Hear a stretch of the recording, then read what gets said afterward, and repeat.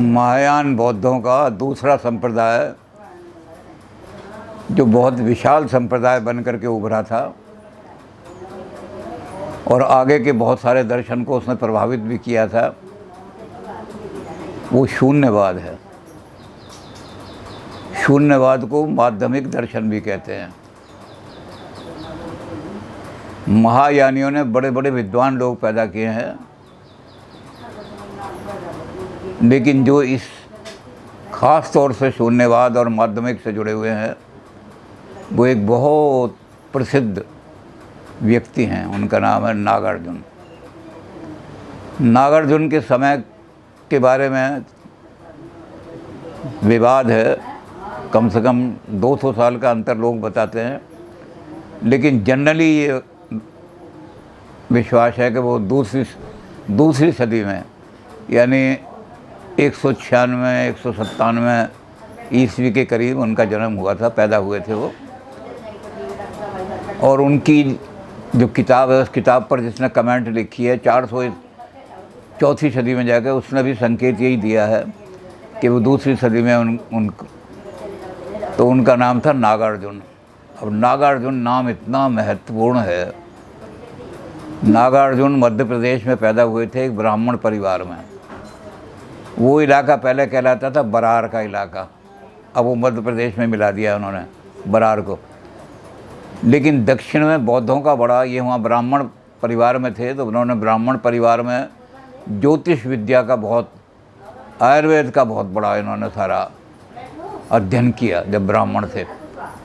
तो दक्षिणात्य चले गए। कुछ तो कहते हैं कि इनके गुरु ने इनको आज्ञा दे दी थी कि दक्षिण में जाके आप बौद्ध बन करके बौद्धों का प्रचार करो। ये बौद्ध मत में कन्वर्ट हो गए थे।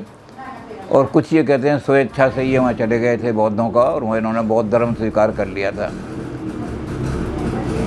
लेकिन इनका नाम वहाँ दक्षिण के अंदर जो है एक बहुत बड़े रासायनिक यानी केमिस्ट के नाम से बहुत प्रसिद्ध हैं। नागार्जुन का नाम केमिस्ट्री में आता है। भारतीय केमिस्ट्री जब भी आप पढ़ाएंगे वहाँ एक ही नाम मिलेगा।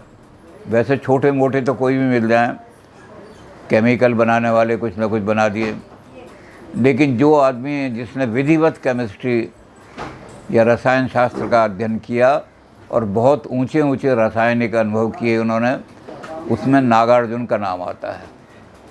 और नागार्जुन ने तंत्र की बड़ा अध्ययन किया। तो नागार्जुन कई क्षेत्र में नागार्जुन का नाम बहुत प्रसिद्ध है। जैसे बौद्ध लोग पाली में लिख रहे थे, लेकिन ये ब्राह्मण घर में पैदा हुए थे और दक्षिणार्थ में चले गए, दक्षिण में चले गए जहाँ बहुत ऊंचे ऊंचे ब्राह्मण वहाँ थे। तो इन्होंने संस्कृत का बहुत अध्ययन किया। कई ग्रंथ संस्कृत में लिखे इन्होंने, पाली को छोड़ करके। तो संस्कृत के भी बहुत बड़े स्कॉलर, तंत्र के भी बहुत बड़े ज्ञाता। तंत्र पर इन्होंने जितना काम किया है नागार्जुन ने, वो एक बड़े वैज्ञानिक ढंग से काम किया है। जादू टोना, काला मैजिक, अघोर तंत्र, इन चीज़ों में इनका कोई रुचि नहीं है।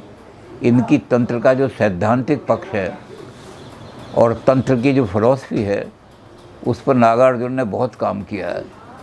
तो तंत्र के भी वेदता हैं, ये विद्वान हैं। रसायन शास्त्र, केमिस्ट्री में भी इनका बहुत ऊंचा नाम है। लोग ये कहते हैं कि पारद नहीं मरता, लेकिन उन्होंने पारे को भी मार करके दिखाया है। तो इसलिए बड़े ऊंचे केमिस्ट भी हैं, रसायन शास्त्री। ज्योतिष, इन्होंने जब ये ब्राह्मण थे अपने घर रहते थे तब इन्होंने ज्योतिष का बड़ा अध्ययन किया। तो खगोल शास्त्र पर इनको बड़ा अध्ययन था। नक्षत्र विद्या इनकी बहुत ज़्यादा है, तो सारा ज्योतिष शास्त्र इन्होंने सारा किया। और इधर ये बौद्धों में जब चले गए तो बुद्ध दर्शन का बहुत गहन अध्ययन इन्होंने किया। ख़ास तौर से जो बुद्ध के दो आधार हैं, नागार्जुन ने कहा है कि बुद्ध ने तो दो ही चीज़ें बताई थी, बाकी तो उसके सहयोगी एक्सप्लेनेटरी बन गए सारे। बुद्ध के दो ही आदेश हैं। जब ये बुद्ध बन गए, बौद्धों का इन्होंने बहुत गहन अध्ययन किया। भगवान बुद्ध की सारी टीचिंग को इन्होंने देखा और उन टीचिंग को देखने के बाद इन्होंने बहुत, वैसे तो इन्होंने 20 किताबें लिखी हैं, लेकिन वो अलग अलग विषय की हैं, कुछ केमिस्ट्री की हैं, कुछ तंत्र की हैं। तो जो हमारे बहुत ज़्यादा काम की है, उसमें सबसे बड़ी जो किताब है, बड़ी महत्वपूर्ण किताब है, वो है माध्यमिक कारिका। वो सारे इसको समेट करके बुद्ध धर्म की जो बेसिक्स जितनी भी फंडामेंटल्स थे, उनकी नए सिरे से व्याख्या करके इन्होंने बिल्कुल नई व्याख्या करके और वो माध्यमिक कारिका बनाई। उस पर इन्होंने खुद भी एक कमेंट्री लिखी थी और बाकी उस पर कई कमेंट्रियाँ लिखी गई हैं। बौद्धों ने नहीं, उसको वेदांतियों ने भी बहुत ज़्यादा अध्ययन किया है माध्यमिक कार्य का। और माध्यमिक कार्य की वजह से शंकर पर यह आरोप भी लगाया लोगों ने कि शंकर ने तो बहुत सारी चीज़ें माध्यमिक कार्यकार से चुरा ली हैं और प्रचंड बौद्ध है। लेकिन वो कितनी प्रसिद्ध किताब है कि वेदांतियों ने भी उसका अध्ययन किया, बौद्धों ने भी उसका अध्ययन किया, सब ने उसका अध्ययन किया। तो महायान में इतना बड़ा विद्वान आदमी पैदा किया इन्होंने सारे बुद्ध के। अब इन्होंने जब सारा अध्ययन कर लिया बुद्ध का, तो इन्होंने कहा कि दो चीज़ें हैं जो हमें देखनी हैं। एक तो बुद्ध का मध्यम मार्ग। बुद्ध ने कहीं भी ये नहीं लिखा कि घोर तपस्या करो और घोर तपस्या से शरीर को सुख हो। ये हम पहले भी तो उन्होंने विज्ञानवादियों ने भी कहा था, क्योंकि महायानी उसी मध्य मार्ग को मानते हैं, चाहे वो विज्ञानवादी हों चाहे माध्यमिक लोग हों। तो इन्होंने कहा कि बुद्ध ने जो मध्यम मार्ग दिया था, हम उसी को, महायान वाले उसी को फॉलो करते हैं। और उसमें ये था कि भाई इस शरीर को ना तो दमन करो, इस शरीर को तप के द्वारा मत मारो, और इस शरीर को भोग में भी मत डालो, भोग में गला दिया आपने। तो उन्होंने कहा मध्यम मार्ग क्या है? तो बुद्ध के चार जो बुद्ध के आर्य सत्य थे, उन्होंने कहा कि दो हैं मुख्य और दो हैं उनके सब्सिडियरी। पहला क्या है? सर्वम दुखम। ये बेसिक चीज़ है, सारी दुनिया में दुख ही दुख है, उस दुख को पहचानो। ये मानव का सबसे बड़ा हमारे जीवन का उद्देश्य है। और इसको उन्होंने कि दुख जो है, क्योंकि बुद्ध कार्य कारण में विश्वास करते थे, अंग्रेज़ी जितने भी हैं मैथ्यू आर्नल्ड वगैरह, उन्होंने उसी पर ज़्यादा जोर दिया है। This being that this comes to be, ये बुद्ध का सारा सिद्धांत है। ये बुद्ध ने कहा ऐसा होने पर ऐसा अवश्य होगा। इसलिए महायानी जो हैं उनके यहाँ कारणता का सिद्धांत बड़ा कठोर है। बिना कारण के कोई कार्य नहीं हो सकता, कोई भी कार्य अपने कारण से अधिक नहीं हो सकता। कोई भी कार्य और अपने कारण उनकी स्वभाव एक सा होगा। आजकल इसको मेडिकल साइंस ने अपना लिया है। मेडिकल साइंस ने इसको डीएनए नाम दे दिया है कि अगर इस वंश का डीएनए तो ये दूसरों में भी आएगा।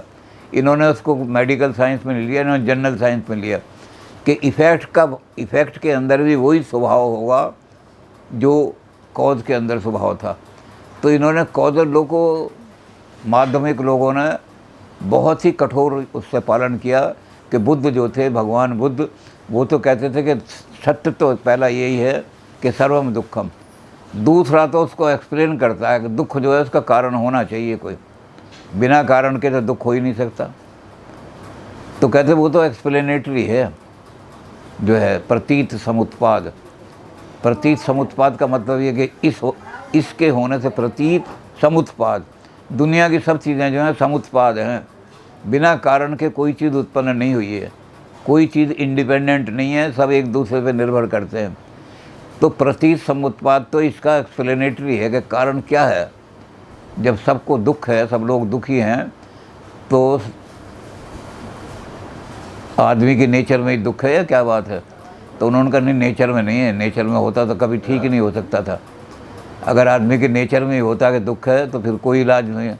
ये नेचर में नहीं है, ये समुत्पाद के द्वारा, समुत्पाद की 12 चेन हमने पहले बहुत देख ली हैं कि भाई सबसे बड़ा दुख का कारण है जरा मरना, जीवन और मरना, ये दोनों दुख के कारण हैं। जरा और मरण, जरा जरते बुढ़ापा हो जाएगा। और इसका कारण क्या है? इसका कारण है भव। हमारे अंदर इच्छा होती है कि मैं बार बार जन्म लूँ। और भव का कारण क्या है? भव भी इंडिपेंडेंट कैटेगरी नहीं। उसका कारण क्या है? उसका कारण है वेदना। हमने इस जन्म में बड़े आनंद उठाए हैं, ऐश किया है, तो दोबारा जन्म लेकर के फिर आऊँ। बाबर बैश कोश के आलम दोबारा ने। बाबर कहता है कि मैं हिंदुस्तान में जो आया तो यहाँ मैंने देखा कि हमारे यहाँ ईरान में एक बार बाहर आती है, स्प्रिंग सीज़न एक बार आता है, यूरोप में भी स्प्रिंग सीज़न बाहर का सीज़न एक बार आता है, और हिंदुस्तान के लोग इतने सौभाग्यशाली हैं कि यहाँ स्प्रिंग सीज़न 2 बार आता है, बाहर 2 बार आती है। एक को ये बसंत ऋतु कहते हैं और एक को सावन कहते हैं। तो जब बाबर ने देखा कि इसलिए जितना ऐश ले सको, बार बार मैं जन्म लेकर के, जो हिंदू मानते हैं जन्म लेना, मैं मानता नहीं मुसलमान, लेकिन मैं कहता हूँ कि जितना ऐश या हिंदुस्तान में मिलेगा इतना नहीं। तो वो तो सिर्फ हिंदुस्तान तक ही सीमित था। बुद्ध ने कहा कि हमने जो वेदना प्राप्त की हैं सारी की सारी, उस वेदना के कारण से भवतृष्णा हमारे अंदर हो जाती है। मैं जन्म लूँ और जन्म लूँ, भवतृष्णा के कारण से फिर जन्म लेना पड़ता है, तो जन्म मरण का दुख होता है। तो इस तरह से 12 जो चेन बताई हैं उन्होंने, वो चेन तो इस पहले जो उनका पहला सत्य था, इसको तो नागार्जुन पहला सत्य इसी को मानते हैं कि यही सत्य जो है भगवान का, यही सत्य है, और दूसरा इसका एक्सप्लेनेशन है। और दूसरा सत्य क्या है कि दुख जो है इसका निरोध हो सकता है। पॉजिटिव दृष्टिकोण रखो, नेगेटिव नहीं। Indian Buddhist philosophy starts with pessimism and ends in optimism. बुद्धों की फिलोसफी जो है पेसिमिज्म में, दुख से शुरू होती है, लेकिन अंत निर्वाण में होता है। संसार के अंदर कोई भी चीज़ क्षणिकवाद है, क्षणिकम, लेकिन एक ही चीज़ है जो सदा रहेगी। एक बार निर्वाण प्राप्त हो गया तो कभी उसको समाप्त नहीं किया जा सकेगा। तो दूसरा सत्य क्या है? दुख निरोध। पहला सत्य है दुख है, दूसरा है कि दुख का समाप्ति हो सकती है, और उस दुख निरोध को एक्सप्लेन करने के लिए 8 रास्ते दे दिए। तो इन्होंने यहाँ से शुरू किया कि इनका माध्यमिक मार्ग निकालो। अब निकालने के लिए इन्होंने कहा कि मैंने सारा बुद्ध जो साहित्य पढ़ा है, इसको मैं कई तरीके से, कई एंगल से देखना चाहता हूँ माध्यमिक को। और उन्होंने कहा इस माध्यमिक का जो वो है एसेंस, वो ये है कि शून्य ही सत्य है और कोई चीज़ सत्य नहीं है। जो भी चीज़ दुनिया में सत्य है, जो भी चीज़ दुनिया में अस्तित्ववान है या कहीं भी है, सारी की सारी चीज़ें असद हैं, और असद होने के कारण से सत्यता नहीं है उनमें। सत्यता एक ही चीज़ में है, एक ही चीज़ परमार्थ सत्य है, हमेशा के लिए सत्य है, वो है शून्य। तो शून्य की व्याख्या ही इन्होंने सारी माध्यमिक कारिका में की है कि शून्य ही सत्य है और कुछ सत्य नहीं है। एक एक चीज़ ये लेते गए हैं। सबसे पहला काम इनका ये हुआ है कि इन्होंने कहा कि जितने लोगों ने अब तक तरह तरह के सत्य की खोज की है, उन सत्य की खोज के मैं जब देखता हूँ तो मुझे पता लगता है कि 2 ही प्रकार का सत्य खोजा है, चाहे कोई हो। एक है समृद्धि सत्य और एक है परमार्थ सत्य। अब लोग जो है इसके आधार पर कहते हैं कि शंकर जो है वो बुद्ध से चुराया उसने, कि परमार्थ सत्य और ये क्या है। लेकिन शंकर ने 3 सत्य माने हैं, 2 नहीं माने। शंकर को ये आरोप शंकर पर गलत है। तो इन्होंने कहा कि 2 ही तरह के का वो है हमारे पास, सत्य 2 तरह के हैं।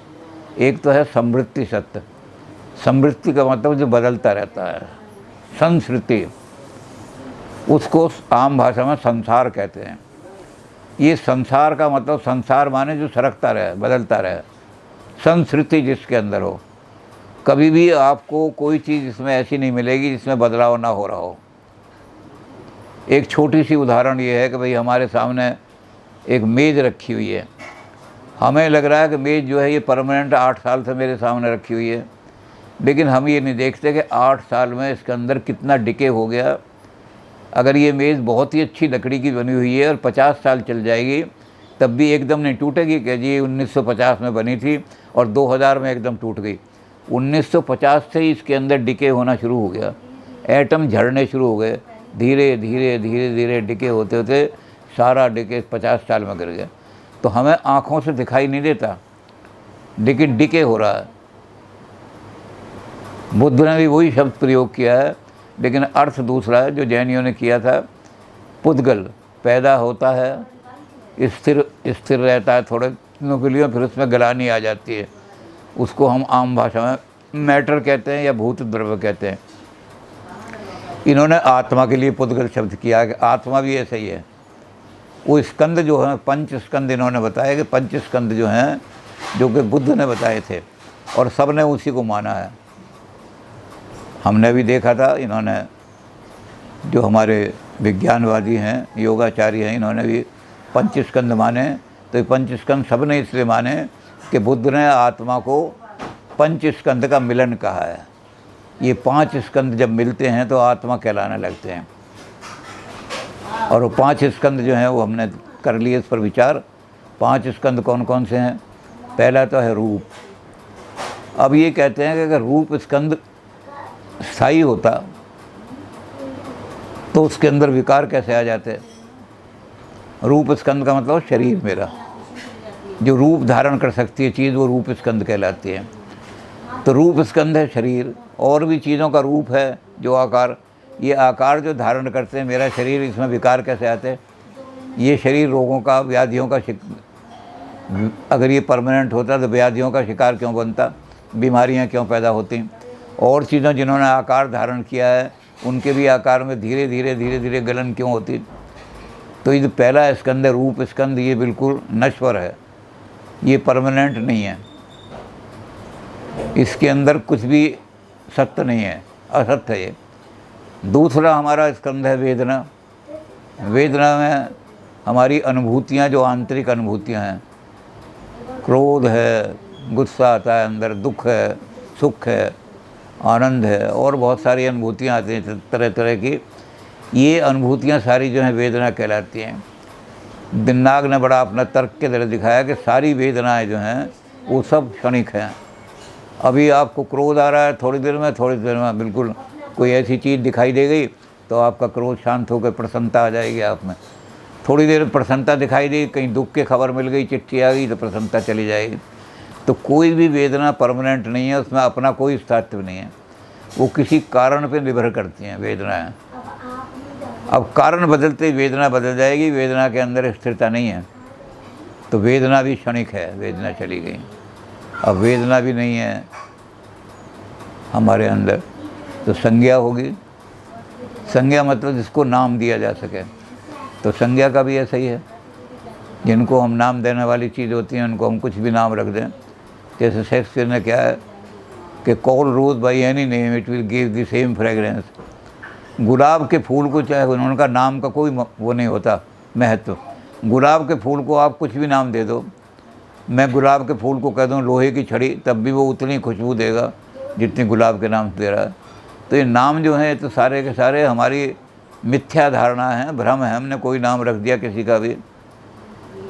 आँखों का जो अंधा हो बिल्कुल उसका नाम रख दें हम नैनसुख, तो उसकी वो नैनसुख थोड़ी बन जाएगा। कोई आदमी शेर सिंह ने हमने रख दिया किसी का नाम, और वो शेर सिंह ऐसा है कुत्ते को देख के भाग रहा है, तो नाम का कोई महत्व नहीं है। सब नाम बिल्कुल ऐसे हैं जो आरोपित हैं, थोप दिए जाते हैं, कोई उनमें स्थायित्व नहीं है नाम में। तो इस तरह से पाँचों के पाँचों स्कंद जो हैं हमारे, और भी दूसरे स्कंद लिए, ये पाँचों स्कंद ऐसे हैं जिनमें कुछ स्थिरता नहीं है, सब अनिश्चित हैं, सारे के सारे नश्वर हैं, सारे के सारे अनित्य हैं, सारे के सारे। तो अनित्य के मिलने से नित्य आत्मा कैसे बन जाएगी? 5 स्कंद के मिलने से हम ये मानते हैं, जो वेदांती या दूसरे या उपनिषद के लोग आते हैं, कि आत्मा परमानेंट है।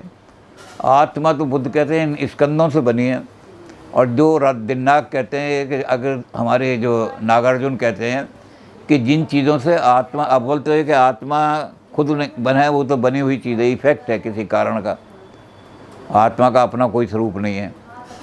तो आत्मा का जब स्वरूप ही नहीं है तो आत्मा तो शून्य हो गई। और इसी तरह से जब आत्मा को आप ये मानते हो कि 5 स्कंद से बने हैं, तो 5 स्कंद नश्वर हैं, किसी स्कंद के अंदर भी स्थायित्व नहीं है, तो उसके अंदर से परमानेंट आत्मा कहाँ से निकल आएगी? तो उन्होंने कहा कि आत्मा को इस तरह से सारा निकाल दिया। इसी तरह संसार की सारी चीज़ें जो हैं, समृद्धि ज्ञान को इन्होंने वही शब्द पे इस्तेमाल किए हैं जो हमारे दर्शन शास्त्र के विभिन्न स्कूल करते रहे। किसी ने उसको माया कहा है, किसी ने उसको मोह कहा है, किसी ने उसको ख्याति कहा है, किसी ने उसको अज्ञान आश्रित कहा है, किसी ने उसको अध्यास कहा है, लेकिन चीज़ एक ही है, वो है समृद्धि। समृद्धि ज्ञान में क्या चीज़ है? सारी की सारी भ्रम।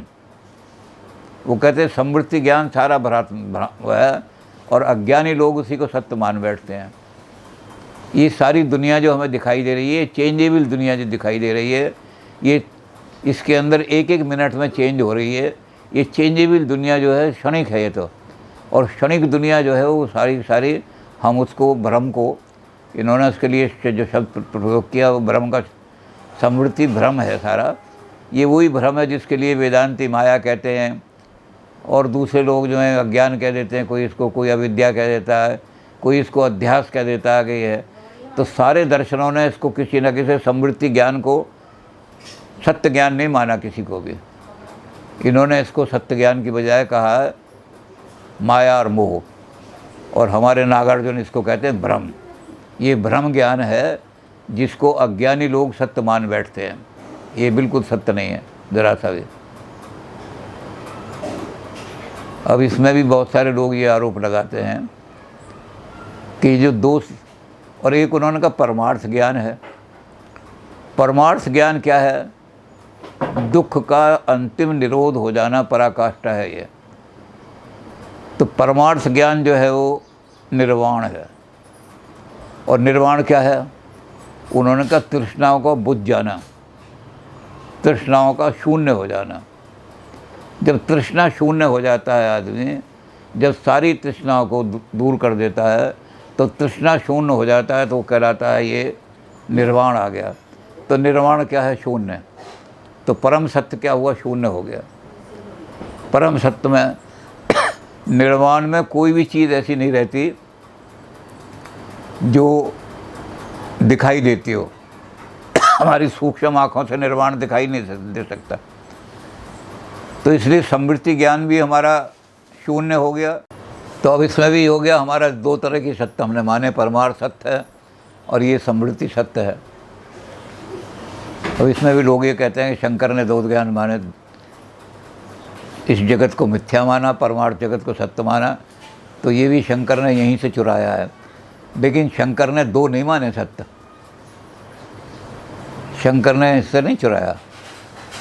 शंकर ने तीन सत्य माने हैं: प्रतिभाषिक सत्य, व्यवहारिक सत्य और परमार्थक सत्य। प्रतिभाषिक सत्य क्या होता है? स्वप्न।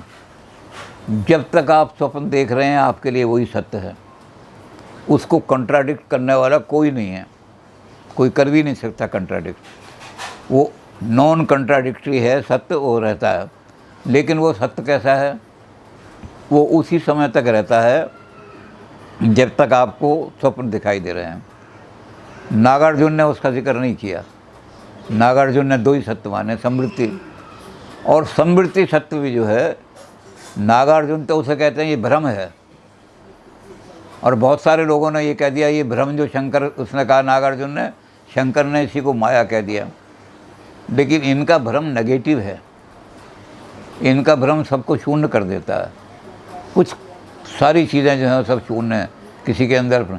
और शंकर की माया भाव है, वो शून्य नहीं है, वो पॉजिटिव चीज़ है। और वो जब तक रहती है जब तक आपको परमार्थ सत्य नहीं हो जाते। ये जगत जब तक सत्य रहेगा आपकी दृष्टि में, जब तक आपको परमार्थ ब्रह्म ज्ञान नहीं हो जाता। तो फॉर ऑल प्रैक्टिकल पर्पसेस देखें, नागार्जुन ने इसको शून्य मान दिया। समृद्धि सब भाव शून्य है, तो उसको समृद्धि को भी नकार दिया इन्होंने। अब उन्होंने कहा फिर ज्ञान प्राप्त करने के साधन क्या क्या होते हैं हमारे पास, किन साधनों से हम ज्ञान प्राप्त करें। पहले समृद्धि का ज्ञान प्राप्त करना है हमें, उसके बाद परमार्थ का ज्ञान प्राप्त करना है हमें। तो समृद्धि का ज्ञान प्राप्त करने के लिए हमारे पास क्या चीज़ आती है? हमारे पास आती है दृष्टि। इसको इन्होंने प्रत्यक्ष ज्ञान किया है, न्याय ने इसको प्रत्यक्ष कहा है, हमारे हीनयानियों ने इसको प्रत्यक्ष ज्ञान कहा है कि ये प्रत्यक्ष ज्ञान जो है, दृष्टि, ये हमें ज्ञान कराती है बाह्य जगत का सारा। लेकिन नागार्जुन ने कहा कि बाह्य जगत को तो, जिसको वैभाषिक लोग सत्य मान रहे थे कि सर्वास्तिवाद, उस बाह्य जगत का तो खंडन उनके ही आदमियों ने कर दिया था, हीनयान वालियों ने। उन्होंने बाह्यार्थ अनुमयवाद कर दिया था कि दृष्टि से जो दिखाई दे रहा है वो सत्य नहीं है, अनुमान से जो दिखाई पता लगेगा वो सत्य है। तो कहते हैं इसलिए दृष्टि से ज्ञान, दृष्टि तो हमें ब्रह्म का ज्ञान देती है। दृष्टि हमेशा भेद ऐसा ज्ञान देती है जो भ्रामक होती है। एक हाथ को आप गर्म पानी में डालो और एक हाथ को आप बर्फ़ के ऊपर रख दो और फिर दोनों हाथों को निकाल करके जो साधारण पानी है उसके अंदर डालो, तो जो हाथ आपने ठंडे पानी में से निकाला है उसको वो गर्म लगेगा और जो हाथ आपने गर्म पानी से निकाला है उसको वो ठंडा लगेगा। तो आप इस हाथ पे विश्वास करेंगे, इस हाथ पे विश्वास करेंगे। तो कहते हैं इंद्रिय से, दृष्टि के द्वारा जो ज्ञान होता है वो सब भ्रम ही भ्रम है, उससे सत्य नहीं मिल सकता। तो उन्होंने कहा, इसलिए फिर दूसरे लोग थे, उन्होंने कहा बाह्यार्थ अनुमयवाद, लेकिन वो भी सर्वस्त्रवादी थे, हीनयानी थे। तो इन्होंने कहा दूसरा है अनुमान, जो चीज़ दृष्टमान नहीं है, हमारी दृष्टि में नहीं आ रही, उसको हम अनुमान से देखते हैं। पहाड़ के पीछे आग लगी हुई है और पहाड़ के पीछे जो आग है उसका कैसे पता लगेगा? धुएं से पता लगेगा। तो लिंग का दर्शन करके हम लिंगी का पता लगा लेते हैं। तो हीनयानियों ने, दूसरे जो हीनयानी थे, पर इन्होंने कहा कि हीनयानी बिल्कुल गलत कहते हैं। अनुमान से सत्य का पता तर्क जो है वो सत्य का पता नहीं दे सकता। इस पर ज़रा लंबा चौड़ा विचार है, उसको हम तर्क पर नहीं ला रहे, क्योंकि उन्होंने कहा कि तर्क में सबसे बड़ी चीज़ है कि व्याप्ति सिद्ध होनी चाहिए। और जब तक व्याप्ति सिद्ध नहीं होगी, चाहे अन्वय व्याप्ति हो, चाहे व्यतिरेक व्याप्ति हो, बिना व्याप्ति सिद्ध किए हुए कोई अनुमान नहीं लगा सकते। जिन्होंने पहले कभी ज़िंदगी में आग का और धुएं का संबंध देखा है, वही व्याप्ति स्थापित कर सकते हैं कि जहाँ जहाँ धुआं होगा वहाँ वहाँ आग ज़रूर होगी। और जिन्होंने पहले देखा ही नहीं है, तो उन्होंने कहा सब दृष्टि पे ही डिपेंड करेगा, अनुमान तर्क तो कुछ नहीं। तर्क तो विकल्प लेगा, उन विकल्पों के आधार पर काम करेगा। लॉजिकल रूल्स जो हैं वो आपके फिक्स रूल ऐसे हैं कि उनके आगे आप जा ही नहीं सकते। तो उन्होंने कहा इसलिए तर्क के द्वारा आप सिद्ध नहीं कर सकते किसी चीज़ को। तो जैसे वो कहते हैं कि लोग ये कहते हैं कि इस जगत का कोई कर्ता है, तो क्या आपने देखा है कि भगवान जगत से कहीं दुनिया बना रहा था, बनाते हुए देखा आपने? और जब देखा ही नहीं, बहुदर्शन नहीं हुए, तो अग्नि का और धुएं का संबंध ही नहीं देखा, तो आप कैसे कह दोगे कि अग्नि और धुएं में संबंध है? तो आप कैसे कह दोगे कि ईश्वर ने दुनिया बनाई है? तो नागार्जुन ने कहा कि भगवान बुद्ध ने 14 ऐसे प्रश्न दिए थे जिनको कहा था ये प्रश्न ऐसे हैं जिनका कोई जवाब ना आज तक दे सका है और ना कोई आगे दे सकेगा। अव्याकृत प्रश्न उनको कहा। इसलिए उन्होंने कहा तर्क तो अव्याकृत प्रश्न उठाता है, ऐसे उठाता है, और तर्क की गुच्छियों में आदमी सिलते रहते हैं। इधर से तर्क करो। उर्दू में इसको बड़ा अच्छा कहा है कि सदियों फिलॉसफी की चुना वो चुनी रही। सैकड़ों साल से लोग तर्क दे रहे हैं कि ईश्वर है, नास्तिक तर्क दे रहे हैं ईश्वर नहीं है, और कई सदियों से चल रहा है, लेकिन खुदा की बात जहाँ थी वहीं रही। तो उर्दू ने वही बात, उर्दू शेर में वही कह दी कि जो हमारे नागार्जुन संस्कृत में और उसमें कह रहे हैं कि जब आपने देखा ही नहीं है तो आप कैसे कह सकते हैं कि भगवान ने जगत बनाया, यह जगत कैसे बना? तो इसलिए ये अव्याकृत प्रश्न है, इसको छोड़ो। तर्क की कोटियाँ जो हैं वो तो आदमी की बनाई हुई विकल्प हैं। उन आदमियों के बनाए हुए विकल्प पर आदमी जो हैं अपनी हेतु आभास कर रहे हैं, कुछ हो रहा है तर्क में। तो तर्क के द्वारा भी हम सत्य ज्ञान प्राप्त नहीं कर सकते। जो भी ज्ञान मिलेगा हमें वो सब सत्यता से शून्य होगा। तो तर्क भी हमें रियलिटी का ज्ञान नहीं दे सकता। तो तीसरा जो हमारे पास है वो है हमारी, उसको कहते हैं बोधि, या उसको बुद्धों की भाषा में, बौद्ध धर्म की भाषा में उसको कहते हैं प्रज्ञा। हमारे यहाँ उसके हमने पहले भी जिक्र किया था, उसको हम कहते हैं ऋतंबरा बुद्धि। योग में उसको ऋतंबरा कहा है और बुद्ध धर्म ने उसको प्रज्ञा कहा है। तो प्रज्ञा को जागृत करने पर, और जब प्रज्ञा जागृत होती है तो विकल्पों से ऊपर उठ जाती है, वो तर्क के सारे नियमों से ऊपर उठ जाती है। तो जब तर्क के नियमों से ऊपर उठ जाती है तो तर्क उसका कैसी व्याख्या करेगा? तो जब ये बुद्धि, बोधि बुद्धि और प्रज्ञा बुद्धि सत्य का ज्ञान प्राप्त करती है तो वो सत्य के ज्ञान को किसी को बता ही नहीं सकती। तो बोधि जब प्राप्त करती है वो सारे धर्म प्रेडिकेट शून्य, धर्म शून्य हो जाती है चीज़, उसके अंदर कोई प्रेडिकेट लगा ही नहीं सकता। तो इसलिए वो भी तर्क भी शून्य का ज्ञान देता है, दृष्टि से भी जो कि दिखाई देता है सब शून्य है, उसमें कहीं सत्य नहीं है, सब शून्य शून्य दिखाई देता है। तर्क भी शून्य की बात करता है, शून्य शून्य है, उन प्रश्नों को उठा रहा है तर्क जिनका कोई उत्तर ही नहीं। और प्रज्ञा जब जाती है, तो प्रज्ञा जब जाती है पहुंचती है और सत्य का ज्ञान होता है तो इन सारी, अब किस तरह एक्सप्लेन करे, तर्क से ऊपर उठ गई बुद्धि तो तर्क के द्वारा तो कर नहीं सकती, तो कैसे उसको एक्सप्लेन करेगी, तो उसको एक्सप्लेन नहीं कर पाती थी। और जब एक्सप्लेन नहीं कर पाती तो हम कहते हैं वो शून्य होकर रह जाता है, वहाँ जो कुछ भी है ऐसा है जिसका कोई वर्णन नहीं हो सकता। इसके लिए वही शब्द उन्होंने प्रयोग किया है जो कि उपनिषदों में दिया हुआ था। नागार्जुन ने चूँकि ब्राह्मण परिवार में हुए थे और ब्राह्मण दर्शन का अच्छा अध्ययन किया था, तो नागार्जुन पर उपनिषदों का बहुत अच्छा प्रभाव है। तो उपनिषदों में जो शब्द आया वही इन्होंने कहा अनिर्वचनीय। अब इस अनिर्वचनीय की व्याख्या वेदांतियों ने बहुत ज़्यादा की है। वेदांतियों ने अनिर्वचनीय का आधार सारा, तो ये भी नागार्जुन हमारे इसी को कहते हैं कि वो जो सत्य है जिसका ज्ञान इसके द्वारा निर्वचन, इसका मतलब वो सत्य जो है वो प्रेडिकेट शून्य, धर्म शून्य है, कोई धर्म उसमें नहीं लगाया जा सकता, कोई प्रेडिकेट उसमें, कोई एडजेक्टिव उसमें नहीं लगाया जा सकता, तो इसलिए वो भी शून्य है। शून्य के वैसे 20 लक्षण बताए उन्होंने, बहुत लंबा चौड़ा उन्होंने लिखा, कई कई जगह 18 ही हैं। तिब्बती जो तिब्बत के ग्रंथ हैं उनमें 18 लक्षण लिखे हैं शून्य के। चाइनीज़ जो किताबें हैं उनमें 20 लक्षण लिखे हैं। भारत की जो किताबें हैं उनमें 20 लक्षण हैं। तो उन्होंने शून्य के 20 लक्षण लिखे हैं। 20 लक्षणों में हम सारे 20 लक्षण, 4 लक्षण हम उस दिन बात कर रहे थे कि शून्य के 4 लक्षण इन्होंने इम्पोर्टेंट हैं। जो पहला है हमारा भाव, दूसरा है अभाव, तीसरा है स्वभाव, चौथा है प्रभाव। भाव लक्षण, अभाव लक्षण, स्वभाव लक्षण और पराभाव लक्षण यानी प्रभाव लक्षण।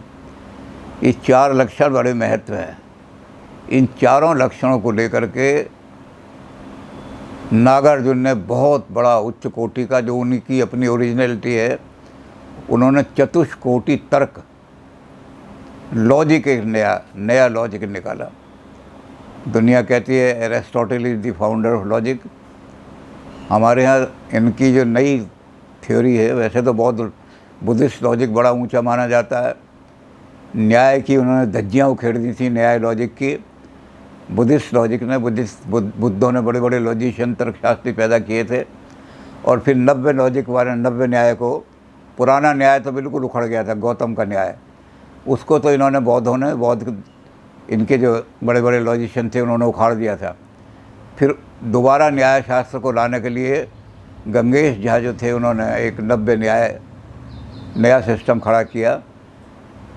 लेकिन इन्होंने जो अपना लॉजिक बनाया, उस लॉजिक का नाम था चतुष्कोटि तर्क। उस चतुष्कोटि तर्क में यही है सारे के सारे।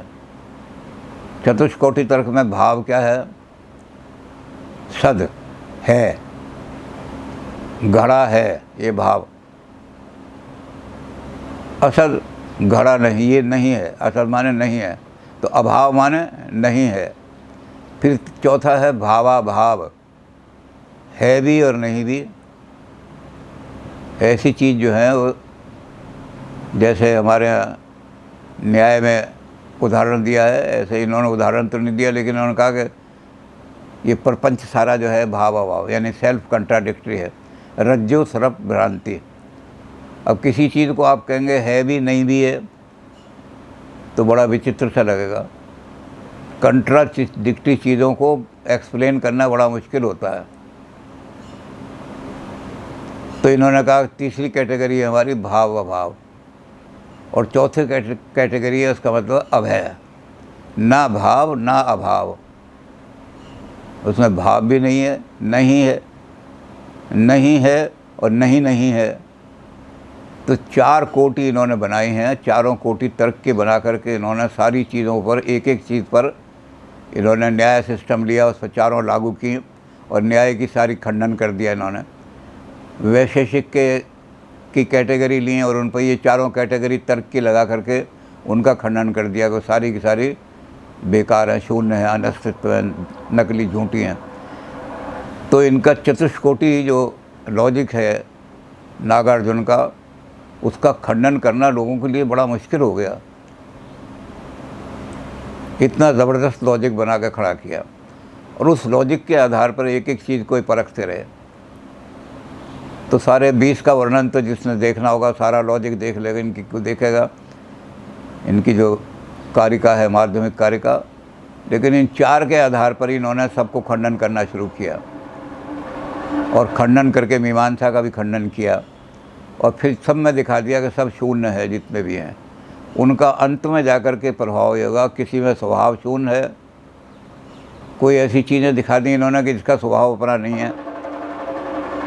तो इन्होंने जो इस कैटेगरी को लेकर के सबसे बड़ी चीज़ जो ली इन्होंने, वो प्रतीत समुत्पाद लिया। प्रतीत समुत्पाद ही संसार है।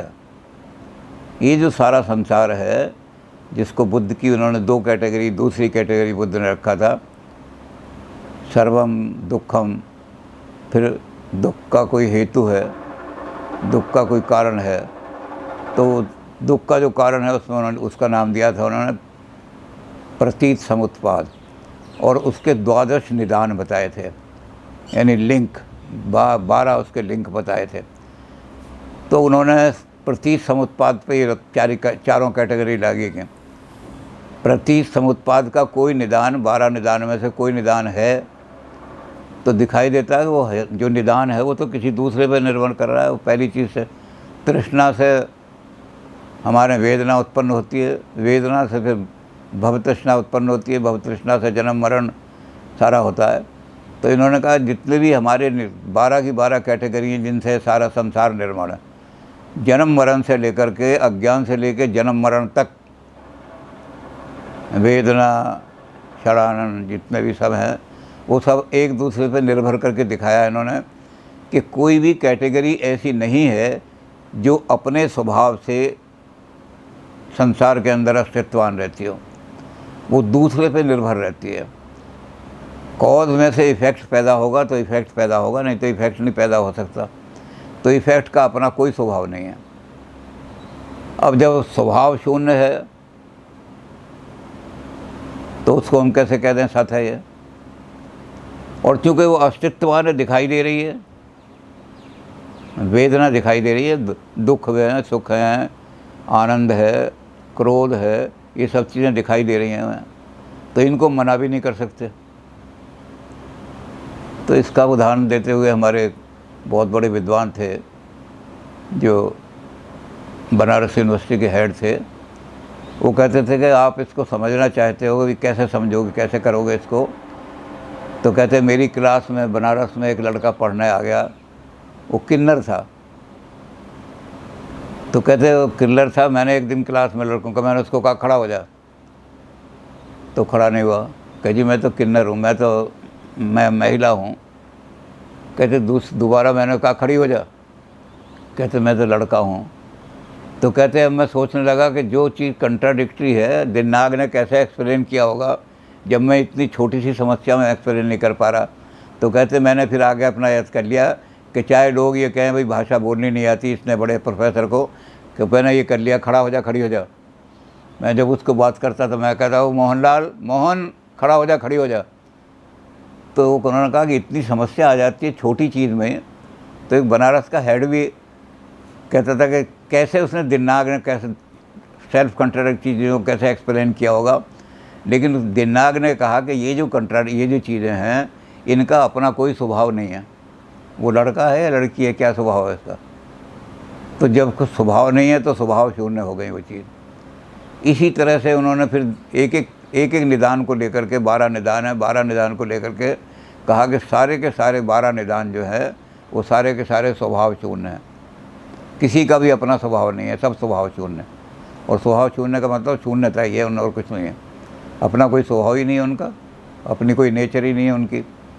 इसी तरह से उन्होंने कहा कि पराभाव जो है उसमें होता है। अब निर्वाण को उन्होंने कहा कि निर्वाण के अंदर जो आदमी मानते हैं, निर्वाण जब पैदा होता है तो किस चीज़ से पैदा होता है? उन्होंने कहा किसी चीज़ से पैदा नहीं होता। निर्वाण में क्या होता है? तृष्णा बुझ जाती है। निर्वाण को पैदा कोई नहीं करता, तो कोई चीज़ से पैदा नहीं होता। तो निर्वाण के अंदर एक पराभाव है, ऊंचा भाव है। और वो ऊंचा भाव निर्वाण में होने की वजह से क्या होगा कि निर्भाव सारे जितने भी धर्म हैं, जितने भी प्रेडिकेट हैं, जितने भी उसके अंदर क्वालिटीज़ हो सकती हैं, जितने भी गुण हो सकते हैं, वो सबसे शून्य है, बुझ गया। और नेगेटिव तो बुझ गया, उसमें पॉजिटिव कोई क्वालिटी नहीं। तो निर्वाण भी इस तरह से सारे उनसे शुद्ध, सब धर्मों से शून्य हो गया। तो इस तरह से उन्होंने 12 की 12 कैटेगरी को निर्वाण तक दिखा करके सारा ही शून्य है। अब निर्वाण जो है उसकी जब व्याख्या की उन्होंने कि निर्वाण की मैं व्याख्या करता हूँ।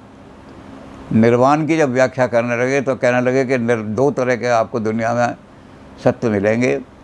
एक तो सत्य जो हम कल भी थोड़ी सी बात की थी, एक तो सत्य मिलेगा हमारा समृद्धि सत्य, और एक मिलेगा हमें परमार्थ का सत्य। परमार्थ सत्य जो है वो तत्व का ज्ञान कराता है। तो एक तो परातत्व हो गया। परातत्व के अलावा दूसरा, अब जब हम आए निर्वाण की तरफ तो हमने देखा निर्वाण में क्या चीज़ मिलेगी। निर्वाण में मिलेगी शांति। और ये शांति जैसा कि अभी दिन्नाग ने सिद्ध किया था, इन्होंने नागार्जुन ने सिद्ध किया था कि ये जो शांति है ये सारे धर्मों से, जितने भी धर्म हैं, जितने भी प्रेडिकेट हैं, उन सब से रहित है, इसमें कोई प्रेडिकेट नहीं है। तो इसलिए निर्वाण जो है वो शांति, उसको वर्णन नहीं कर सकते क्या है वो। और जब कुछ वर्णन नहीं कर सकते तो हम कह देंगे ये शून्य है, निर्वाण परफेक्ट शून्य। निर्वाण पे जब पहुंच जाते हैं उससे आगे कुछ बाकी नहीं रहता। निर्वाण से आगे बता भी नहीं सकते आगे क्या है, क्योंकि निर्वाण में हमारा आगे तृष्णा बुझ गई, अब आगे क्या है कुछ पता नहीं। तो इसलिए निर्वाण में पहली चीज़ है शांति। दूसरी चीज़ है प्रपंच अप्रपंच अभाव। प्रपंच को इन्होंने उसका एक टेक्निकल अर्थ लिया है। प्रपंच का मतलब भाषा। ग्रामर का कोई भी सेंटेंस इस नेगेटिव को एक्सप्लेन नहीं कर सकता। जैसा कि अभी बताया हमने कि उस नेगेटिव में कुछ नहीं है, कोई गुण नहीं है, प्रेडिकेट नहीं है, तो कैसे एक्सप्लेन करोगे। तो भाषा जो है, प्रपंच जो है, उसको एक्सप्लेन करने में इनकॉम्पिटेंट है। वहाँ निर्वाण में पहुँच करके क्या होता है कि कोई भाषा की कोई भी कैटेगरी, और ये जो चारों कैटेगरी हैं इसमें से कौन सी कैटेगरी अप्लाई करोगे। है निर्वाण है तो हम कह नहीं सकते कि निर्वाण तो नेगेटिव है, शांत हुआ मामला। निर्वाण नहीं है ये भी नहीं कह सकते। अगर ये कहेंगे तो हमारा दुख का निरोध ही नहीं होगा, कहीं भी दुख ही दुख रहेगा। तो निर्वाण है या नहीं है ये कुछ नहीं कह सकते। फिर है नहीं, ये कंट्राडिक्टिव हो गया, इसके बारे में तो सारा गड़बड़ हो जाएगा। और नहीं है, नहीं, और असद है और असद के साथ, तो ये भी। तो उन्होंने कहा कि निर्वाण को प्रपंच के द्वारा नहीं किसी तरह जा सकता, कोई किसी वर्णन किया जा सकता। अब निर्वाण जो है निर्विकल्प है। जितने भी हमारे चिंतन है हमारा, वो सारा सविकल्प होता है। कोई ना कोई कल्प कोई ना कोई शब्द लेते हैं हम, कोई ना कोई ग्रामर का रूल लेते हैं, कोई ना कोई नियम लेते हैं, तो सविकल्प चिंतन करते हैं हम सारा का सारा। लेकिन निर्वाण में कोई विकल्प नहीं होता। जब भाषा ही वहाँ जवाब दे गई तो विकल्प क्या होगा। तो निर्वाण जो है वो बिल्कुल निर्विकल्प है।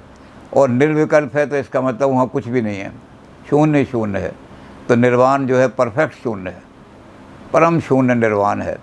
और इस परम शून्य को ही वो कहते हैं कि ये अनानार्थ है। इसके किसी तरह से भी नाना अर्थ नहीं हो सकते, इसका कोई अर्थ हो ही नहीं सकता। आप कितनी कोशिश कर लें अर्थ करने की निर्वाण के, भाषा तो कह देगी निर्वाण माने शांति, निर्वाण माने मोक्ष, निर्वाण माने मुक्ति, लेकिन ग्रामेटिकल से एक्सप्लेन चीज़ें नहीं होती। ग्रामेटिकल तो है एक शब्द की जगह दूसरा शब्द रख दिया, ये ग्रामेटिकल हो गया हमारा। तो पर्यायवाची शब्द रखने से किसी चीज़ की व्याख्या नहीं होती। नागार्जुन वही बात कर रहे हैं जो हमारे पतंजलि ने उसमें की है कि भाषा की जो व्याख्या है वो शब्दों के परिवर्तन से, नागनाथ की जगह सांपनाथ रख दिया तो नागनाथ की व्याख्या नहीं होगी। सब्स्टिट्यूशन से व्याख्या नहीं होती, एक्सप्लेनेशन नहीं होता। तो वही बात जो है ये कह रहे हैं कि ये अनानार्थ है, इसका आप अर्थ करने की कोशिश करोगे। अब अर्थ करने के बारे में तो हम बुद्ध धर्म का जब पहले था उसमें देख आए थे कि बुद्ध ने 7 क्वेश्चन ऐसे थे जिनको कहा कि ये क्वेश्चन जो हैं ये अव्याकृत हैं, यानी जिसका ना कोई जवाब दिया जा सका है आज तक और ना कोई दिया जाएगा। इन्होंने उन 7 को पलट दिया। जैसे हम कहते हैं कि गुलाब लाल है, तो इसको उल्टा कर दिया, लाल चीज़ गुलाब है। अब जब लाल चीज़ गुलाब है तो गड़बड़ हो जाएगी। तो इन्होंने उसको किया कि देखो उलटने में आपको बड़ा ध्यान, आप व्याकरण द्वारा नहीं उलट सकते, लॉजिक की द्वारा उल्टेंगे तो ये नहीं कहेंगे कि गुलाब लाल है तो आप कहते हैं लाल चीज़ गुलाब है, नहीं कहेंगे। आप ये कहेंगे कि कुछ लाल चीज़ें ऐसी हैं जिनको हम गुलाब कहते हैं। तो उन्होंने जो 7 जो बुद्ध ने दिए थे, उन्होंने 14 दिए हैं।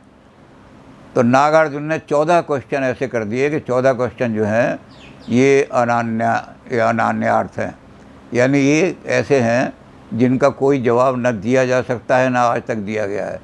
तो इसलिए क्या है वो सारे शून्य हैं। जब उनका कोई जवाब ही नहीं दिया जा सकता तो हम कहेंगे वो बिल्कुल शून्य है। तो परम तत्व जो है इसलिए धर्म शून्य हो गया। और जो समृद्धि है सारी, जिसके 12 के 12 निदान दिखाए हैं इन्होंने, जो हमने द्वादश निदान में देखे थे, सारा जो बुद्ध कर रहे थे, तो 12 के 12 निदान सब स्वभाव शून्य है, उनका कोई स्वभाव नहीं अपना। तो संसार का जो सारा जितना हिसाब है वो भी सब स्वभाव से शून्य है। और परम तत्व जो है वो धर्म शून्य है, प्रपंच शून्य है, यानी भाषा वहाँ जा पहुँच नहीं सकती, प्रपंच शून्य। तो इसलिए परम तत्व भी शून्य की तरफ पहुँच जाता है। तो इस तरह से इन्होंने परम तत्व को भी शून्य दिखा दिया। और इन्होंने फिर अंत में जाकर के कहा कि तुझे निर्वाण के बाद कुछ पता नहीं लगता क्या होगा, तो निर्वाण ही परम तत्व है और परम तत्व शून्य है। शून्य कोई परम तत्व माना जाता है। अब जब भाषा नहीं कर सकती वर्णन, तो इन्होंने कहा कि ये भी हमने कल देखा था कि जैसे ये उसको माया को कह रहे थे, माया जो है उसको माया का शब्द तो इन्होंने प्रूव नहीं किया था। तो माया जैसे अनिर्वचनीय है, इसी तरह से ये शून्य भी, निर्वाण भी अनिर्वचनीय है। ये अनिर्वचनीय का शब्द जो है कॉमन है शंकर के यहाँ भी और इनके यहाँ भी। अनिर्वचनीय का मतलब जिसको आप भाषा में एक्सप्लेन कर ही नहीं सकते, संभव ही नहीं है। कौन सी भाषा है जिस पर हो? तो इसके बारे में हम कल भी बात कर रहे थे कि ये जितने भी ये लोग हैं जो वेदांती हैं, ऊंचे वेदांती हैं, वो सब यही मानते हैं कि ब्रह्म भी अनिर्वचनीय है और माया भी अनिर्वचनीय है। ब्रह्म क्या है? वेद कहते हैं नेति, नेति नहीं बता सकते वेद क्या है। तो नेगेटिवली तो हम बता सकते हैं कि ये ब्रह्म नहीं है, ये ब्रह्म नहीं है। आप कुर्सी को छू कर कहो ये ब्रह्म है, तो वेद कहेगा नहीं ये ब्रह्म नहीं है। अच्छा ये मकान ब्रह्म है, नहीं ये ब्रह्म नहीं है।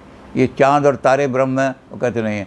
तो नेति नेति तो कह सकते थे, ब्रह्म क्या है? वो कहते ब्रह्म का वर्णन नहीं हो सकता, अनिर्वचनीय। अनिर्वचनीय हो गया तो इसका मतलब धर्म शून्य हो गया वो। तो परम तत्व जो है धर्म शून्य है, उसमें कोई धर्म नहीं, किसी तरह का लागू नहीं होता।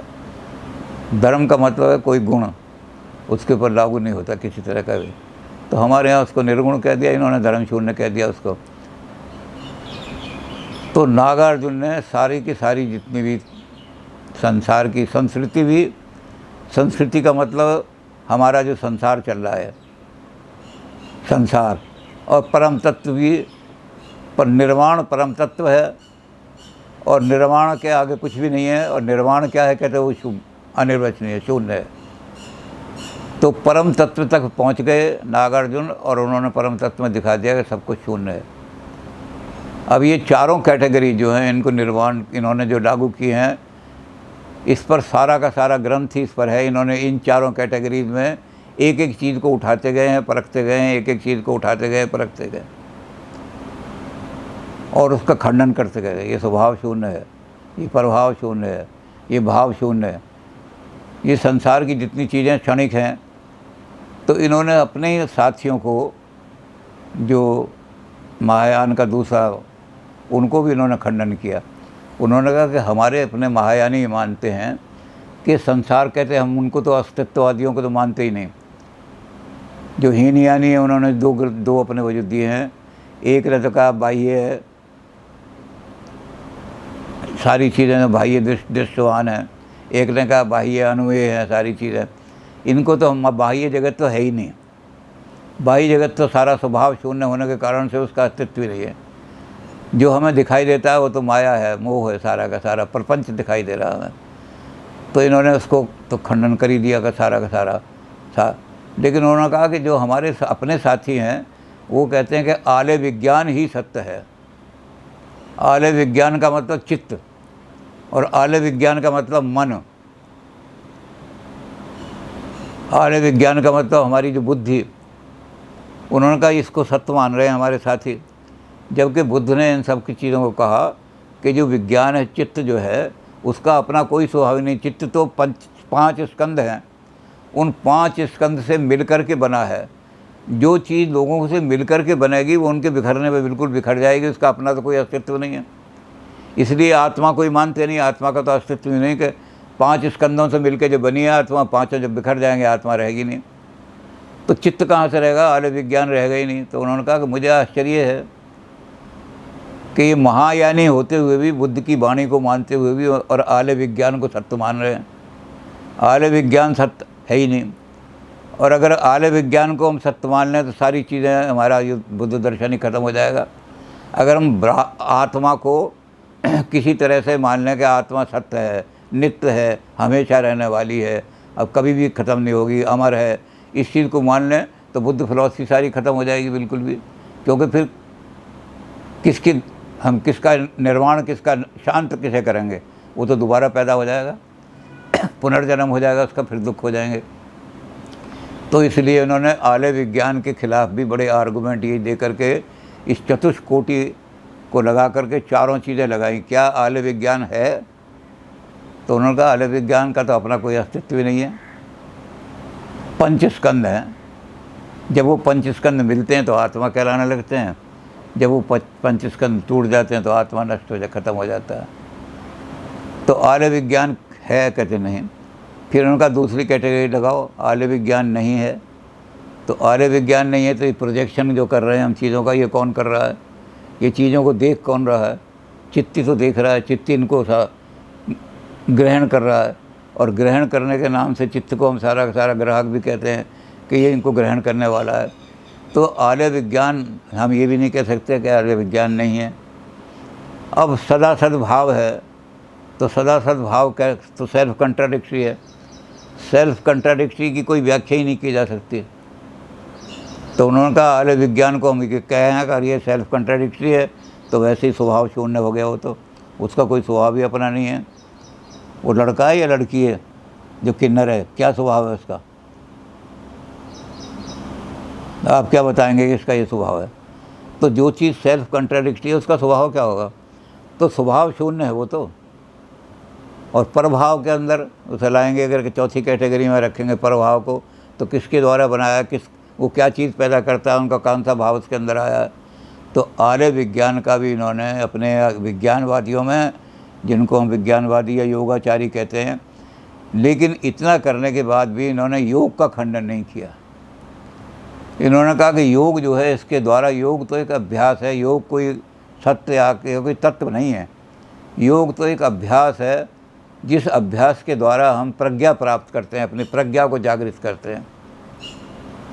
और प्रज्ञा जब जागृत हो जाती है तब हमें पता लगता है, शून्य का पता लगता है। तो उन्होंने शून्य के बारे में कहा कि शून्य जो है वो क्या है? शून्य जो है वो अनुभूति का विषय है, वर्णन का विषय नहीं है। आप प्रज्ञा बुद्धि जब प्राप्त करोगे तो उन्होंने कहा कि अनुभव का विषय है वो।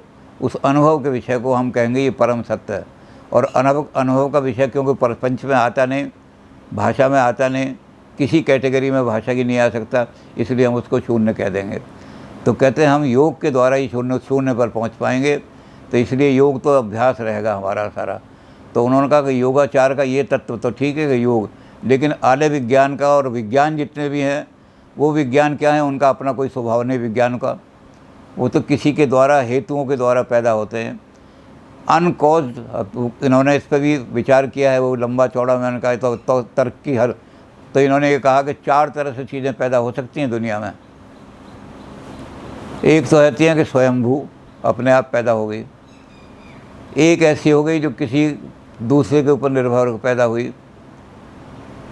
एक चीज़ जो है जो प्रकट हो गई, पैदा नहीं हुई, कहीं से भी उसका जन्म नहीं होता। और एक चीज़ ऐसी है जो हेतु के बिना अहेतुक उत्पत्ति हो गई। उन्होंने कहा सारी की सारी जो है वो शून्य हो जाएंगी, इनको तर्क से परख करके देखो। पहली चीज़ ये है, जब हम ये कहते हैं कि सारा संसार जो है संस्कृति है और 12 निदान है, तो ऐसी चीज़ हो ही नहीं सकती दुनिया के अंदर जो स्वयंभू हो जाए, अपने आप पैदा हुई हो। तो उन्होंने कहा जिन चीज़ों को आप स्वयंभू कहते हैं वो स्वयंभू नहीं है, वो आपकी बुद्धि की सीमा लग जाती है कि इससे पीछे मैं नहीं सोच सकती। अब उन्होंने कहा तुम्हारा बाप कौन था, उसने कहा फलाना, उसका बाप कौन था, उसका बाप कौन था, तो हमने एक जगह पर यहाँ से आगे नहीं जाएंगे, इन्फिनिट रिग्रेस। इससे हम कहते हैं जो उसका बाप कौन था, उसका बाप, वो भगवान था। तो भगवान कोई है या नहीं है, इसके बारे में हम तो इसे कहेंगे कि हमारी तर्क बुद्धि की सीमा जो है, जब उसको हम निर्धारित करते हैं तो कहते हैं ये स्वयंभू है, बस इससे पीछे हम नहीं बताएंगे कौन था इससे पहले। तो ये हमारी बुद्धि की सीमा है। कोई वस्तु अपने आप पैदा नहीं होती, अपने आप पैदा होने वाली चीज़ें दुनिया में है ही नहीं। फिर तो हर चीज़ को मान लो कि सब चीज़ें सत्य दुनिया में वो अपने आप पैदा हुई हैं किसी हेतु के कारण से बिना। दूसरी चीज़ है जो उन्होंने कहा कि वो पैदा तो नहीं होती, वो प्रकट होती हैं, जैसे सांख्य कहता है। तो सांख्य कहता है कि सब चीज़ें प्रकृति के अंदर पहले ही मौजूद थीं, कोई चीज़ नई पैदा ही नहीं होती। तो उन्होंने कहा जब आप ये मानते हैं कि सब सारी चीज़ें पहले ही मौजूद थीं सारी की सारी सृष्टि के अंदर, तो उत्पत्ति क्या हुई? फिर उत्पत्ति का प्रश्न ही नहीं उठता। पहले हमें दिखाई नहीं दे रही थी, अब दिखाई देने लगी, उत्पत्ति कहाँ हुई है? तो उत्पत्ति तो हो ही नहीं सकती, ना स्वयं उत्पत्ति हो सकती है, ना ये प्रगतिवाद उत्पत्ति हो सकता है। अब उन्होंने कहा तीसरी चीज़ क्या है? कोई नई चीज़ हमने पैदा की, तो नई चीज़ कहाँ से पैदा की? बिना कारण के हो ही नहीं सकती, कारण से पैदा की। तो उन्होंने कहा जैसे दूध है, उससे हमने दही पैदा किया, तो दूध को हम कहेंगे दूध का ही रूप है ये। लेकिन जो है ये कहते हैं कि अहेतुक चीज़ें पैदा हो जाती हैं हेतु से, वो कहेंगे नहीं दही अलग है, दूध अलग है। उन्होंने कहा बिना दूध के दही बना सकते हो क्या आप? तो उन्होंने कहा दूध से दही जब अलग ही नहीं हो सकता, तो आप इनको कैसे कहते हो? इसलिए आपको दही को कहेंगे कि स्वभाव शून्य है, अपनी नेचर नहीं है उसके अंदर, अपना कोई स्वभाव नहीं है। इसलिए जो चीज़ पैदा होती है वो तो सत्य है ही नहीं, असत है, वो तो दूध का एक रूप है सारा। तो उन्होंने कहा ये भी जो ऐसी चीज़। और तीसरी चीज़ वही आ गई अहेतुक, बिना कॉज के कभी भी इफेक्ट उत्पन्न हो ही नहीं सकता। तो उन्होंने कहा संसार में ना उत्पत्ति होती है, ना विलय होती है, कुछ भी नहीं होती। तो हमें क्या होता है जब हम देखते हैं हमारे जो विज्ञान है, जब प्रोजेक्शन कर रहे हैं हमारा आले, वो क्या कर रहा है? उन्होंने कहा वो जो प्रोजेक्शन कर रहा है वो भ्रम है। इन्होंने उसको भ्रम कहा है, वेदांत ने उसको माया कह दिया है। तो उन्होंने कहा तो हमारी आँखों का भ्रम है। मैं अपनी आँखों से पैदा कर रहा हूँ पेड़, कि पेड़ खड़ा है यहाँ, तो पेड़ नहीं है वहाँ पर। मेरे मन में भावना थी, कोई मैंने देखी, तो मुझे पेड़ दिखाई देने लगा, और जब मैं अपनी आँख बंद कर लूँगा पेड़ ख़त्म हो जाएगा। तो उन्होंने कहा कि पेड़ तो है ही नहीं कोई चीज़, आप उसको ला रहे हो। तो इस तरह से उन्होंने संसार की सारी चीज़ों को, उत्पत्ति को, संसार की ना उत्पत्ति होती है, ना संसार का विलय होता है, ना संसार का, ये तो भ्रम है जो हमारी आँखों को दिखाई दे रहा है सारा। तो नागार्जुन ने एक एक चीज़ को लेकर के, सारा बहुत लंबा ग्रंथ है उनका, उन्होंने एक एक चीज़ को लेकर के सारी चीज़ों का को दिखा दिया कि सब चीज़, किसी में धर्म शून्य है, कोई भाव शून्य है, कोई पराभाव शून्य है, कोई प्रपंच शून्य है। तो सब चीज़ों को लेकर परम सत्य प्रपंच शून्य है, तो इसलिए सब शून्य है। तो अंत में उन्होंने कहा कि निर्वाण ही परम सत्य है और निर्वाण शून्य है, निर्वाण कुछ नहीं है। निर्वाण नाम की जो चीज़ है उसका कहीं ना वर्णन हो सकता है, ना उसका बयान हो सकता है। वो क्या हो सकता है? केवल अनुभूति। जिन्होंने निर्वाण प्राप्त किया है उन्हें अनुभूति हुई है कि तृष्णा बुझ गई, लेकिन वो किसी को बता नहीं सकते कि क्या अनुभव हो रहा है। तो ये तो अनुभूति का विषय है। वेदांत वाले भी यही कहते हैं कि ब्रह्म जो है सिंपल चीज़ों की व्याख्या नहीं हो सकती। पाश्चात्य दर्शन में भी लॉजिक ये कहता है, रसल ये कहता है कि symbols can not be described, simple चीज़ों का डिस्क्रिप्शन नहीं हो सकता, डिमॉन्स्ट्रेशन हो सकता है सिर्फ। तो इसलिए सारे आदमी, सारे जितने तत्वज्ञानी हैं वो एक ही स्थान पर पहुंचते हैं कि अंत में जाकर के सब चीज़ें जो हैं वो शून्य हो जाती हैं, निर्गुण हो जाती हैं, उनमें कोई गुण नहीं रहता, कोई धर्म नहीं रहता, तो वो नागार्जुन पे ही पहुंच जाती हैं, चाहे कहीं से चले हम। और उसी नागार्जुन को लेकर के शंकर ने अपने ब्रह्म को निर्गुण यानी अनिर्वचनीय कह दिया, उसी को लेकर के माया को निर्वचनीय कह दिया। तो ये अनिर्वचनीय का अर्थ ये है कि वो जो है सब चीज़ें शून्य में पहुंच जाती हैं। और ये शून्य क्या है? निर्वाण। बस निर्वाण ही परम सत्य है। वो निर्वाण परम सत्य जो है उसका वर्णन नहीं हो सकता, इसलिए वो शून्य शून्य है। तो शून्य को इन्होंने परम सिद्ध इस तरह से सिद्ध कर दिया। ये सारा द्वंद्व न्याय जो है इनका, ये इतना कठिन है कि इसको तोड़ना ब्राह्मणों के लिए, न्याय के लिए बड़ा मुश्किल हो गया था। इसलिए सबने सरेंडर कर दिया था और नव्य न्याय दोबारा बनाना पड़ा इसको लाने के लिए। तो नागार्जुन का सारा शून्यवाद जो है वो सारे जितने उनको डिमोलिश करके और इस जगह